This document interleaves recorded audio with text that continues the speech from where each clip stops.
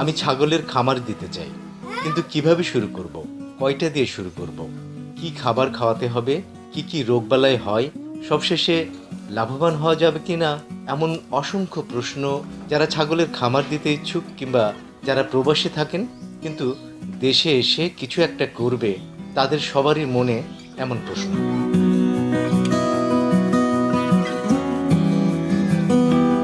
দর্শক, আজকে আমরা সেই সব বেকার ভাই এবং প্রবাসী ভাই বোনদের উদ্দেশ্যেই আমার এই ভিডিও। সারা পৃথিবীতে বিভিন্ন পশুর মধ্যে ছাগল পালন একটি অন্যতম উৎপাদনশীল এবং লাভজনক ব্যবসা হিসেবে ধরা হয়। কিন্তু সেই ব্যবসা করতে গেলে এবং সফল হতে চাইলে ছাগল পালনকে কোনোভাবেই ছোট করে দেখার সুযোগ নেই। ছাগল পালনের অভিজ্ঞতা ও আপনার সক্ষমতার উপর নির্ভর করবে কয়টি ছাগল দিয়ে আপনি খামার শুরু করবেন। একেবারে প্রথম অবস্থায় 10টি ছাগি ও একটি ভালো পাঁঠা দিয়ে শুরু করতে পারেন। আর জাত বলতে অবশ্যই আমাদের আবহাওয়ার কথা বিবেচনা করে প্রাথমিকভাবে ব্ল্যাক বেঙ্গল ক্রস জাতটি দিয়ে শুরু করা যেতে পারে।